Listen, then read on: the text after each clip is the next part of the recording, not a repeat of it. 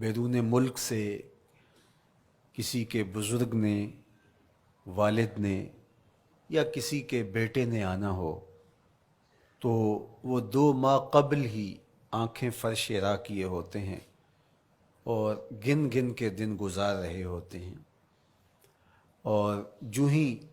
لمحے قریب آتے ہیں تو پھر گھڑیاں اور ساعتیں بھی گنی جاتی ہیں۔ بار بار گھڑی دیکھتے ہیں، ابھی تک پہنچے نہیں، جبکہ یہ طے ہے کہ 5:02 پہ فلائٹ اترے گی۔ تو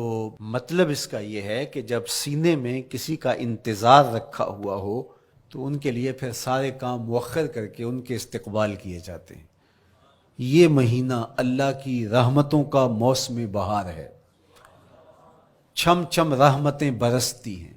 انوار اترتے ہیں، گناہگاروں کو آتش دوزخ سے نجات بخش دی جاتی ہے۔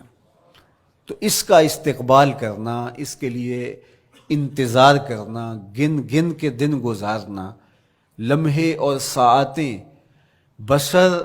کرتے ہوئے بار بار ماہ سیام کا ذکر کرنا، یہ اس مہینے کے ساتھ محبت کی دلیل ہے، اور اس مہینے کے ساتھ محبت اللہ سے محبت کی دلیل ہے۔ اس لیے اس مہینے کا استقبال کرنا، اس کے لیے تیاری کرنا، اپنے گھر کو صاف کرنا، اس کے لیے اپنی اولاد کے دل میں شوق پیدا کرنا اور ماحول پہلے پیدا کرنے کی کوشش کرنا، تاکہ جو ہی یہ ماہ جلوہ گر ہو تو روزہ رکھنے کا مزاج پیدا ہو چکا ہو، تلاوت کلام مجید کا مزاج پیدا ہو چکا ہو، دیگر نوافل اور اچھے اعمال بجا لانے کی عادت پڑ چکی ہو۔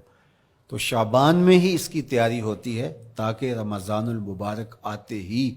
ہم پوری طرح سے مستعد اور فعال ہو کر کے اس مہینے کی برکتوں کو سمیٹ لیں۔ اللہ کے محبوب علیہ السلام نے ارشاد فرمایا کہ جب ماہ سیام آتا ہے فتحت ابواب الجنہ، تو جنت کے 8 دروازے کھول دیے جاتے ہیں، اور جنت کے 8 دروازوں میں سے ایک دروازے کا نام باب الریان رکھا گیا ہے، جو صرف روزہ داروں کے اعزاز و تکریم کے لیے ہے۔ روزہ دار اس دروازے سے گزر کے جنت جائیں گے۔ حضرت سیدنا سلمان فارسی رضی اللہ تعالی عنہ فرماتے ہیں کہ تو رمضان المبارک سے قبل حضور نے یہ خطبہ ارشاد کیا، یا ایھا الناس، اے لوگو، قد اظلکم شہر عظیم، اللہ نے تمہارے اوپر ایک بہت پاکیزہ، پر نور، عالی مرتبت مہینہ سایہ فگن کر دیا ہے۔ شہر فیہ لیلۃ خیر من الف شہر، اس مہینے میں ایک ایسی رات ہے جو 1000 مہینے سے بہتر ہے۔ جعل اللہ صیامہ فریدہ و قیام لیلۃ تطوع، اس مہینے کے دن کے روزے فرض قرار دیے گئے اور راتوں کا قیام نفل بنایا گیا۔ ومن تقرب فیہ بخصلۃ من الخیر کان کمن ادى فریدۃ فیما سواہ، ایک نفل کا ثواب ایک فرض کے برابر اس مہینے میں کر دیا جاتا ہے۔ ومن ادى فریدۃ کان کمن ادى 70 فریدۃ فیما سواہ، اور اگر کوئی ایک فرض ادا کرتا ہے تو اس کو 70 فرائض کا ثواب ملتا ہے۔ وہو شہر الصبر، یہ مہینہ صبر سے کھاتا ہے، ہونے کے باوجود بھی انسان تناول نہیں کرتا۔ ٹھنڈا میٹھا مشروب میسر ہے اور زبان کانٹا بن گئی، حلق خشک ہو گیا، لیکن اس کے باوجود بھی ایک گھونٹ حلق سے نیچے اتارنے کا روادار نہیں ہوتا، تو یہ صبر کی عادت ڈالتا ہے۔ اور سنو، صبر کا ثواب جنت ہے۔ وشہر المواسات، اور یہ ہمدردی کا مہینہ ہے، باہمی پیار کا مہینہ ہے، الفتیں بانٹنے کا مہینہ ہے، نرم دلی کا مہینہ ہے، ایک دوسرے کے احساس کا مہینہ ہے۔ جب کوئی شخص بھوک اور پیاس کاٹتا ہے تو اس کو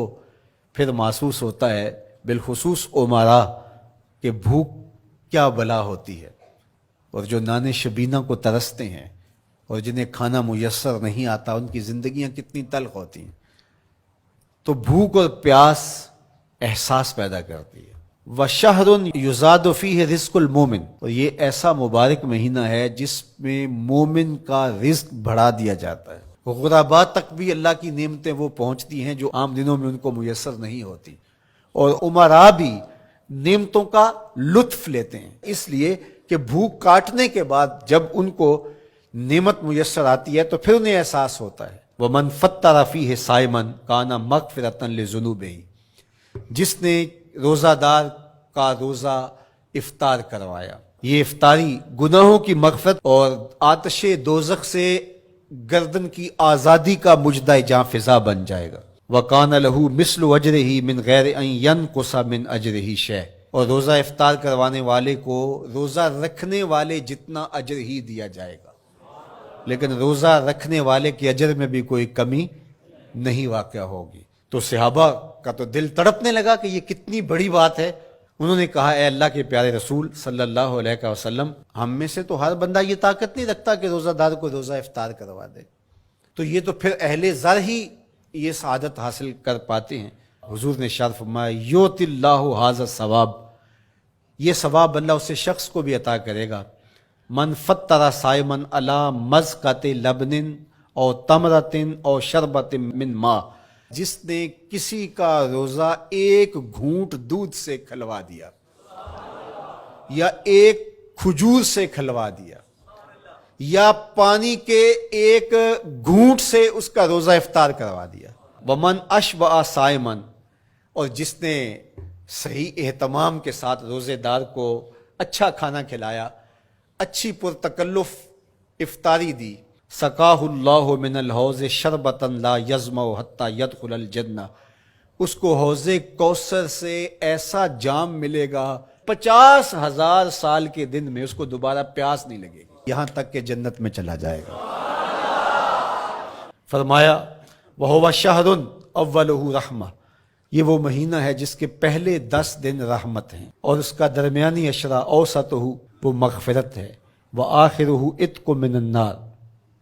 اور اس کا آخری عشرہ جو ہے وہ آتش دوزخ سے نجات کا ضامن ہے۔ کہا کہ 4 کام اس مہینے میں کثرت کے ساتھ کرو، وہ 2 خصلتیں، 2 کام جن کے ذریعے سے تم اپنے رب کو راضی کر سکو۔